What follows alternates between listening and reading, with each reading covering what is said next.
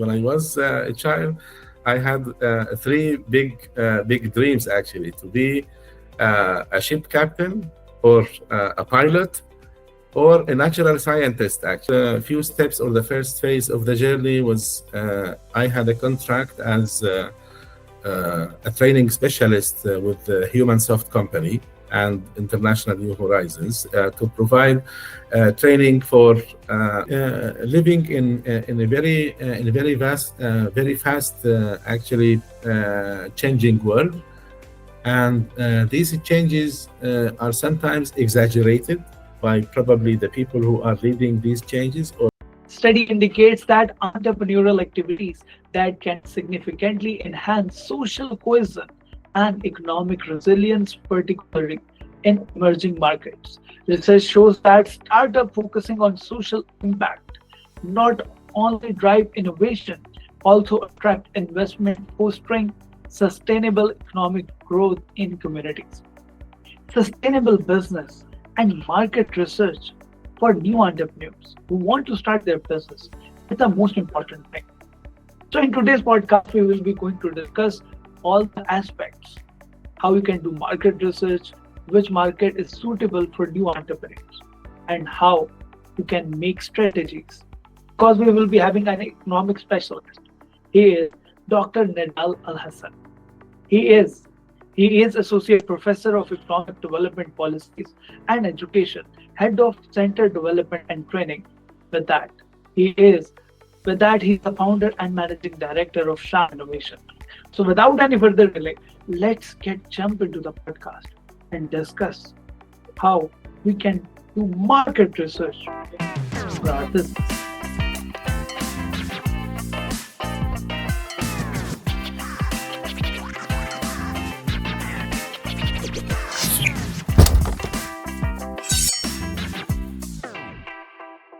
So, ladies and gentlemen, we have Dr. Nedal Alhasan.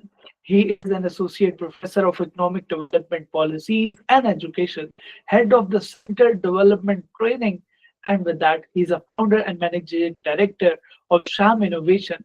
With that, he is an economist and market research specialist. Thank you so much for your precious time. thank you for giving me this opportunity to speak to your community. It's a great pleasure, and at the same time, another step and source of inspiration for me to continue. When I was going through your profile, I came to know that you are an economic specialist and you have a very strong grip on market research. But in childhood, every parent want their children to be doctor, engineer, and you became an economic specialist. How this happened? And after that, you became an entrepreneur. Well, actually, this is a very long story, actually, but I will put it in very like a few words in that. When I was a child, I had three big dreams, actually: to be a ship captain, or a pilot, or a natural scientist, actually, because I grew up in the rural areas in the countryside, and I used to watch a lot of plants and small animals growing and see the interaction between these different things in nature. So that attracted my attention, and I was very much interested to be one of these. So I like to be out in the seas or up in the skies, or probably to dive into nature with the interest of being a natural scientist, reading a lot about the Muslim natural scientists and physicians before, like 700-800 years ago, and then reading about the different other modern scientists in nature, including Darwin, for example, and his studies and some other things. So that was the main point. Then I proceeded into school. Used to be like in the top three students in my class all the time until graduation, and that took me actually to nothing of what I wanted to join in the beginning. Actually came as a realization of a dream. Then I proceeded into studying languages, English language and literature, and from that I moved towards working in the field of training, teaching, and providing a lot of translation services at the time, till I joined some international projects where I came to learn a lot about economics and a lot about things like that in the work, and that dragged me actually to study more in depth towards my PhD in economics and development policies, where I could see actually that it is, in a way, you need to understand everything in life in order to become an economist. This is from one part as a personal development side. And the other aspect is that all the problems with most countries in the world are actually the development problems. So thinking of providing the development policies and addressing people's problems, that was probably kind of compensation for the child's dreams in becoming a pilot or a captain of a ship or natural scientist to provide something for people in the communities under the umbrella of development policies. So that was actually quickly the journey I had so far. So seeing dreams is the most important thing, and after that, fulfilling them is also most important thing. And then now we came to my next question, which is now you are in Kuwait, right? And you have seen Kuwait market very closely. What will you suggest to new entrepreneurs who want to start their business in Kuwait market? What sort of things they should avoid, and what sort of things they should do when they are going to start their business in Kuwait? Well, in Kuwait, actually, the first few steps or the first phase of the journey was I had a contract as a training specialist with the Human Soft Company and International New Horizons to provide training for like fresh graduates and employees of ministries and of companies. So that was actually the focus of understanding more about the business life and what the requirements are for the professional people in the corporate life, as well as in the government agencies to be functioning well. And that opened my eyes to the importance of investing in a human capital, and at the same time building the capacity of organizations and as well as individuals in these organizations, be they government or private sector, or even including the NGOs or the civil society organizations. And shortly, for about like 2 years or so, I realized, building also on a previous experience working as a teacher in Syria in government schools for about 5 years or so, alongside teaching at the university, I realized like being stuck in a job, in a fixed job, is like dying slowly. So I hated this, and because I thought that I always had more potentials than being actually boxed in one job.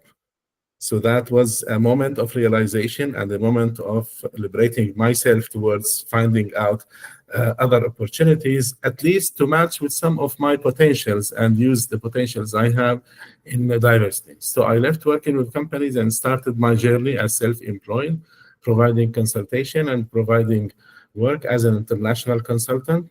And this opened actually the gate for me for working with international agencies, UN agencies, the World Bank and UNDP, in many different types of projects related to education and related to economics and development, which actually gave me like a global perspective, first by through working with other experts and other consultants from almost every country in the world. So I've been exposed to at least like 500 to 700 different consultants, my colleagues and other people in these things, in these different projects and different works. And that actually took my limits beyond the local or the regional horizons here to be much of a global arena. And understanding the markets here. With regards to the market of Kuwait, as you mentioned, the market in general in the GCC was historically closed for expats or investors from outside, unless you have a partner, a local partner, which actually has its pros and cons, advantages, disadvantages. But with the laws being or having probably 51% for the local partner, for the national, for the citizens, and 49%. So you are, as an investor, you are the weaker side. let alone the entrepreneurship regulations and things only started like the last decade or a decade and a half or 2 decades. Despite the fact that a lot of the people in the region historically have been working in trade and commerce and as entrepreneurs before the exploration of oil. So the atmosphere here is not is open recently for like big investors when they have huge amounts of money to have to come and invest on their own and to have their own companies. But as an individual or expat individual to live in the GCC countries, you need to have your residency legal. So you have to be attached to a company or to a sponsor or to something like that, which is actually limiting any sense of entrepreneurship to be worked here. They have their own, among the nationals or the citizens, they have their own support. They have their own government funds for financing and funding. They have a lot of facilities to have entrepreneurship spirit among their citizens, but this is very much restricted to expats or to foreigners living in the GCC. You need to add to that, actually, in the long run, you are resident here, no matter how long you live, you will not have any opportunity to have a permanent residency nor citizenship in the end. So it is just you are spending your time making your earning, your living, and that's it. And that drove me actually to think of moving towards Europe, establishing my company in Romania, and starting to explore the markets there. As being a kind of entrepreneur or probably starting a small business to see where the horizons might probably be much bigger and wider for me for that. Really well said. And I think you have talked about the rules and regulations, and we have talked about the benefits and non-benefits for the permanent resident who are permanently resident in Kuwait. And now, what sort of advice you want to give to new entrepreneurs who are starting their business in Kuwait market? Here, the point is actually very much related to the restrictions on visas, issuing visas for residencies. You have to be attached to a company or to a sponsor in a way or another. This is a limiting factor, actually. If you are lucky enough to have probably the opportunity through the company you join, they open up a window for introducing some creative or innovative ideas or whatever, but that will end up the property of the company, and you cannot claim your ownership of any project or idea in this regard. So very much the market here is very much closed for foreign or expat entrepreneurs to join the market. So the only possible way for the people to join is to come on contract base or probably employment permit with the company, and that will be actually for making a better living probably compared to some other countries. Other than that, the local market in Kuwait is more or less, I would say it is very restricted or closed for expat entrepreneurs. But there might be good opportunities recently opened in Saudi Arabia with MBS, Mohammed bin Salman approach and vision. And the same applies to the Emirates in UAE, because they have adopted the new policies and opening up for 100% ownership of the companies or projects or whatever you want to initiate there in UAE, Emirates, in Saudi Arabia. And recently, the last probably 2 years or so, they adopted a similar policy in Sultanate of Oman for people to come and invest and start their companies. And once they have a very important or creative idea or project for that. While the other countries between Kuwait, Qatar, and Bahrain, more or less, things are still restricted for expats in this sense. Unless you have a huge amount of money, you can come as an investor because they have articles in the law for investors, meaning you probably need to start from about like 250, almost about $1 million. So starting with $1 million capital to start as a big investor, then you can have your own company and you don't need a sponsor in the local markets. So there are these different opportunities. In terms of the markets here, they are very, very dynamic. Kuwait used historically to be leading the train of development in the 70s, 80s, till like the Iraqi invasion in the 90s to Kuwait, which actually flipped the whole process. And then we started to see the situation in the GCC generally improving in UAE, and then recently the last a few years followed by Saudi Arabia for opening up for entrepreneurs, creative people, investors from different nationalities, different parts of the world. So there are dynamic markets in the region. They are welcoming creativity and innovation, and that's actually a good sign. Kuwait is slowly opening up towards more projects and more inspiring ideas, but how long will that take? Still in the hands of the governments to probably adopt faster track for these things. The common denominator in the region is the safety and security, actually, which is very good in all the countries. This is one important aspect for anybody who wants to live or start business or do anything in this country. So safety and security, this is top priority for all the governments in the region, which is very important and very good. The other part is the importance of having good infrastructure. Good infrastructure, starting with the energy. It is very much available and affordable compared to other parts of the world, which is usually subsidized and supported by the governments in the region.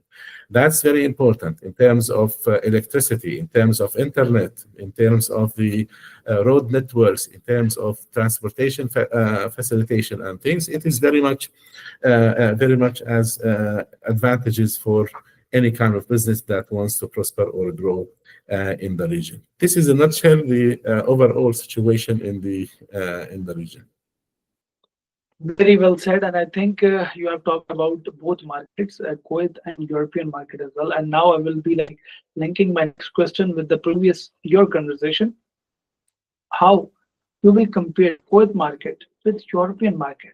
As I mentioned, for regarding, for example, the advantages available in the GCC countries in terms of being dynamic markets, in terms of having, for example, a higher percentage of youth people, which probably are faster to adopting new ideas and things, that would actually give more advantage for any projects or any products or whatever to be marketed or promoted in the region. Of course, in addition to the infrastructure, in addition to safety and security, in addition to subsidized electricity and internet and things like that in general for the region, and at the same time, being in a way or another, or relatively wealthy countries, you probably won't have a lot of problems thinking probably 100 times of pricing your products or services or whatever in the region, which is a very good advantage. The disadvantage I mentioned is the restrictions related to residency rules from one side, except for UAE in Dubai and recently in Sharjah and in Abu Dhabi, with more openness towards that. And then also the other restrictions with that, no matter how long you live in these countries, you will not be able to get permanent residency or citizenship or nationality in there. From the other side, in the European countries, you have very good infrastructure. It is actually leading the innovation and the creativity domains in many European countries. In addition to the infrastructure, you have also available stable electricity and internet and things like that, but they are priced much higher than the region in the GCC. So that has to take its own calculation when you come to start a business or do something there. The advantages are that in any country you work in the EU in general or in the European area, so you have all the market open for your products and services, which is very good advantage. Then you can move freely in these countries and you can have bigger and wider markets. You have the blessing or probably the possibility in between 5 up to 8, sometimes 10 years, depending on the domestic rules of the countries, you would have the ability to get your permanent residency and later on the citizenship, which is an advantage for anybody emigrating or starting any business in these countries. The European continent can be divided into three categories, like the top or niche countries, including Scandinavia, including Germany, including Netherlands. They are leading actually the markets in this sense, in terms of being the elite and opening up opportunities for everybody, and in terms of the parity power, the purchasing power of the citizens and of the people, where they have higher living standards. The second tier or category would take also some of the countries which are in the middle. We are thinking of France, Spain, Portugal, Italy, Austria to some extent, and some other countries, which actually provide more or less kind of average living of standard of living, and at the same time, they have more opportunities actually to operate and work than, and much less restricted rules compared to the first tier or the first group of the countries. The third category is actually the countries which used to be in under the Soviet Union in the past, like Central and Eastern Europe, which are still struggling with some aspects. So the standard of living a bit lower. But at the same time, they have huge opportunities depending on what kind of business you would like to start or what things. Take, for example, in Romania and Bulgaria, they have a huge pieces of land for a lot of agricultural ideas and products and things like that. At the same time, they have very good infrastructure in terms of the internet services, in terms of electricity, and in terms of transportation, which are good opportunities for that. If you move, for example, to Czech Republic and Slovakia, or Finland and Estonia, they are very advanced in the tech industry. So if you come from the technology background or IT background, you have a lot of opportunities there in terms of cybersecurity, in terms of design and development of the IT services and things like that. You have huge opportunities. And it is common denominator actually across the European countries. All of them are welcoming any technical and technological guys from IT background, from things. It's considered like hot cake. So they can sell like hot cakes in the European markets, in all the countries, regardless of the tier they are in, which is very good for people who come from IT background and things like that. The other aspect, if you want to go to the diversification of the kind of services of products, if you take, for example, something from your country in terms of tradition, like restaurants, cafes, or some things like that, there are also good opportunities, because usually not only the communities from the original country you come from in the European countries would probably be your clients. Most of the European people are actually open to trying new things. And once they have something different from their traditions, from their probably cuisines or whatever, they would welcome this. So there is also an opportunity in that regard, which is very good in this point. The only problematic issue I could see, or let's say two aspects, which are very important. First of all, before deciding on the country, you need to decide on the level of language. The first tier of people, they have usually between 80 up to 90% of their citizens speak English. The second tier, they would probably be in the range between like 50 to 70% of the people generally speak English, if you probably use English as the like the common language across the world for business and for a lot of things. The third tier, it is you can hardly find probably usually between like 20, 25, maximum to 40% of the people who speak English, which is a very impediment or hindering your process for that. The language will be an important factor. The second aspect, you have, unlike the GCC countries, for example, you have very sophisticated and complicated sometimes rules and regulations, because the governing bodies in the EU have three tiers. The first one is the common rules and regulations or laws under the umbrella of the European Union. And then you have the domestic or federal rules in the country where you decide to start your business. And under that, you have the local or municipal level of rules and things. So you need to be aware of all these differences and the requirements, legal requirements and operational requirements for that. So that adds to the complication of things. But the important thing is that once you understand this and put your project on track, nothing can stop you. So it's now, it might take probably like, depending on the country, 3 to 6 months to put everything in track. But once you put everything in track in your project, nothing can stop you. It goes on and you can maintain it and it grows for life and you can expand in any part of Europe. And there is something also, which is the bureaucracy in terms of paperwork and things. They are transitioning to digital services or whatever, and most of the countries are doing this. But they are still taking long time to provide the services. This is mainly due to the government agencies in all the countries in Europe. They are understaffed. They don't have enough employees to deal with the services they are providing. So that's why usually they are more bureaucratic and they take longer time in processing things. But things are very clear. Once you understand what's required, you provide it. Nobody will tell you that you are allowed or not allowed. It has nothing to do with your original nationality. It has nothing to do with your original religion or background or whatever at all. These are the legal requirements. You fulfill the legal requirements, you proceed. Nothing can stop you.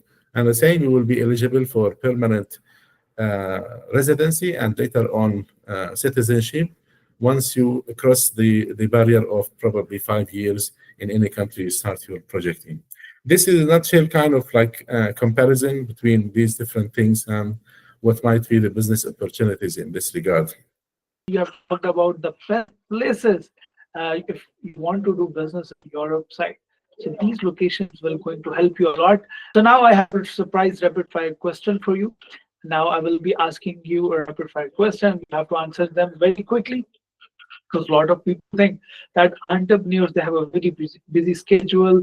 They can't do those things that a normal human being do. But at the end of the day, they are also humans. So tea or coffee? Like coffee more actually, and tea in certain occasions. Okay, so but it's a kind of a combination of both, but more into coffee. So drink more coffee than tea. Morning bird or night owl? I'm a 24-hour bird actually. So in terms of learning and reading and things, since I was at school, I prefer the morning time for learning. And I remain more or less active throughout the day to do a lot of work and do a lot of things. So this is the kind of balance. So I do more of reading and learning and things related to like the cognitive abilities and development, and the other operational and functional things would go as long as I am awake. I can perform.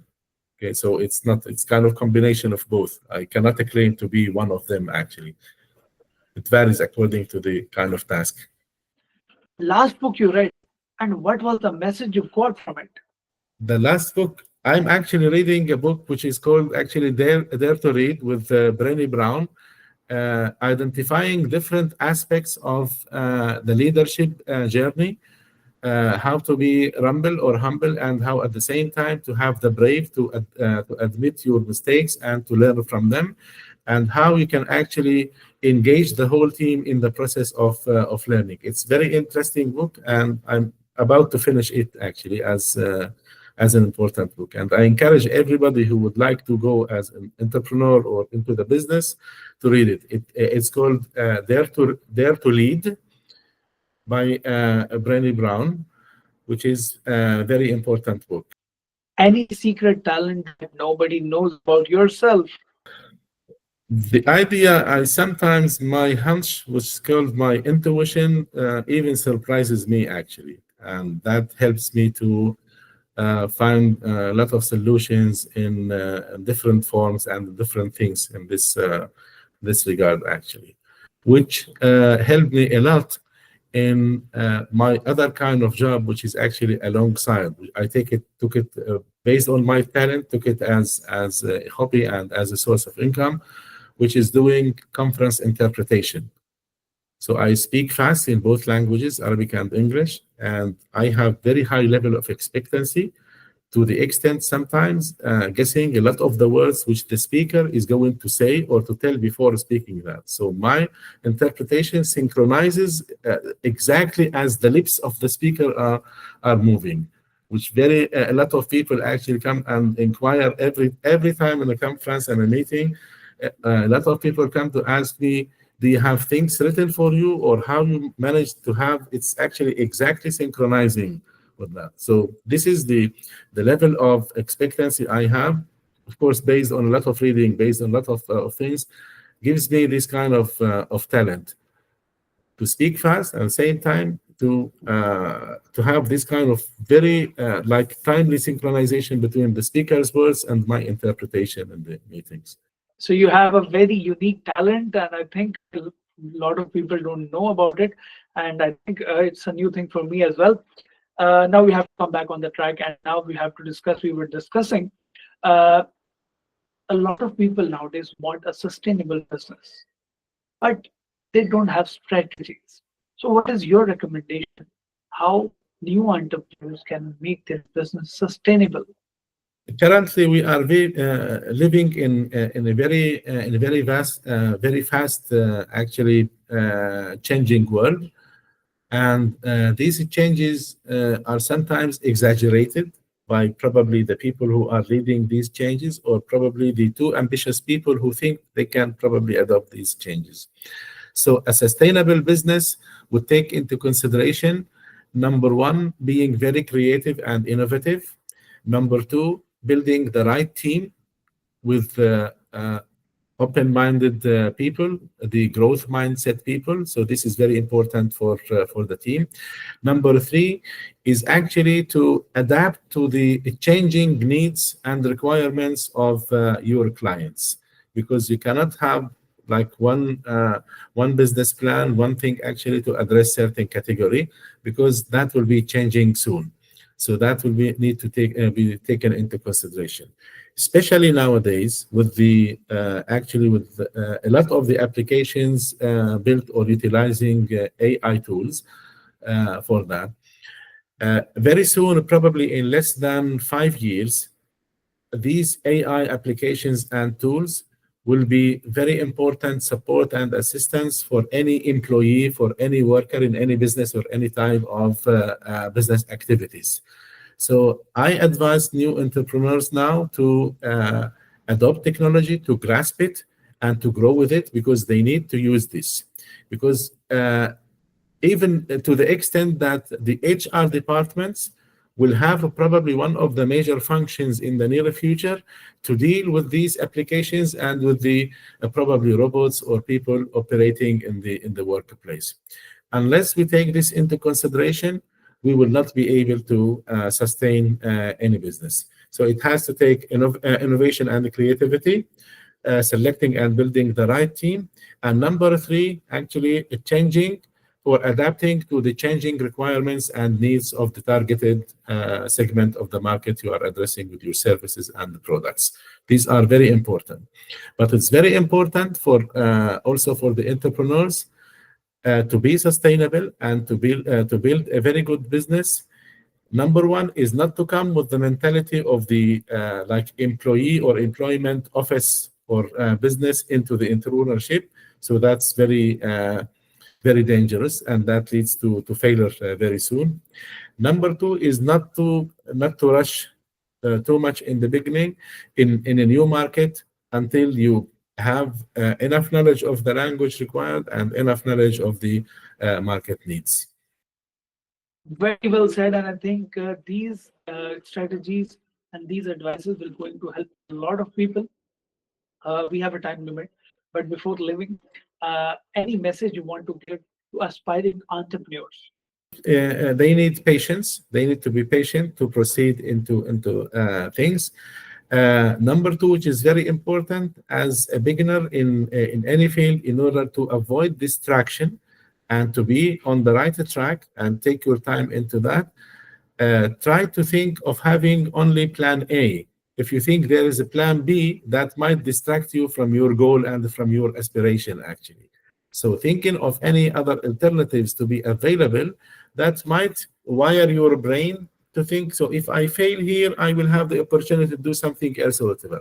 That's a very distractive and destructive at the same time. So, as entrepreneur, just be patient, proceed with your plan, and take it in the beginning as to having an A plan, and there is no B plan for proceeding into your objectives. Thank you so much for your precious time, and I hope all the viewers you like this podcast. If you like this podcast, do subscribe the channel and leave a comment, your favorite part over here. We are going to meet you in the next podcast. Till then, take care. Bye bye.